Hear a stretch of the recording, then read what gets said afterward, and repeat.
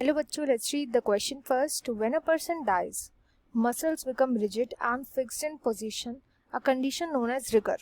Rigor mortis occurs because muscle cells are no longer supplied with ATP. When breathing stops, ATP synthesis ceases.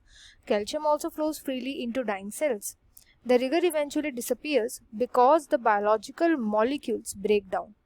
Explain in terms of mechanism of contraction why the presence of calcium and the lack of ATP would cause muscles to become rigid rather than limp soon after death.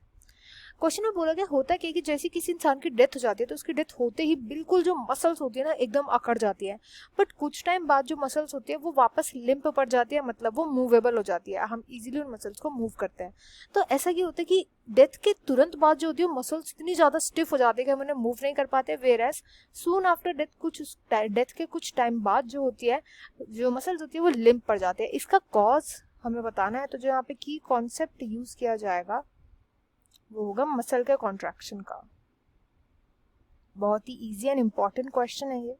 Muscle के contraction का होता क्या है, जब किसी भी person की death होती है तो एटीपी जो उस पर बचा है, एटीपी ये उसके पास लिमिटेड अमाउंट बची हुई होती है, एटीपी की लिमिटेड अमाउंट होती है जब किसी पर्सन की डेथ हो जाती है.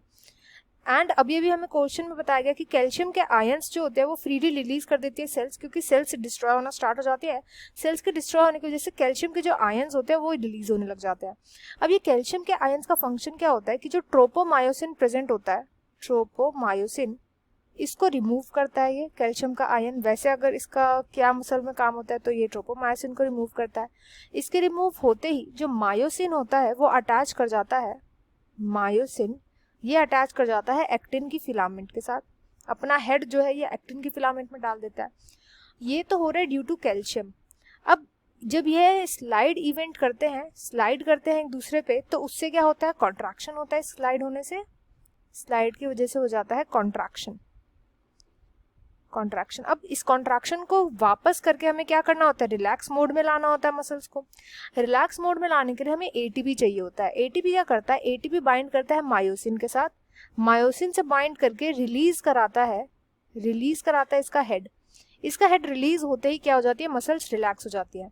बट क्योंकि एटीपी जो है, क्योंकि वो तो मिल नहीं रहा, एटीपी की लिमिटेड अमाउंट थी, तो क्या हुआ, जिस पर्सन की डेथ होगी कंटिन्यूसली वो कैल्शियम रिलीज कर रही है, उसकी बॉडी कंटिन्यूसली कैल्शियम रिलीज हो रहा है, तो मायोसिन का हेड एक्टिन के अंदर तो जा रहा है, मायोसिन का हेड एक्टिन के अंदर तो जा रहा है, बट क्योंकि एटीपी ही अवेलेबल नहीं है, एटीपी नहीं है, इसलिए वो रिलीज नहीं हो पा रहा हेड.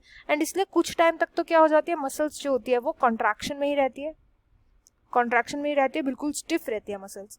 बट जैसे जैसे सेल्स में से एटीपी कैल्शियम सारा खत्म हो जाता है, तो धीरे धीरे करके कैल्शियम भी नहीं रहता, एंड ये धीरे धीरे करके हेड जो होते हैं वो रिलीज होने लग जाते हैं, क्योंकि कैल्शियम खत्म हो जाता है बॉडी में, एंड इसलिए वापस बॉडी क्या पड़ जाती है, लिम्प पड़ जाती है बॉडी.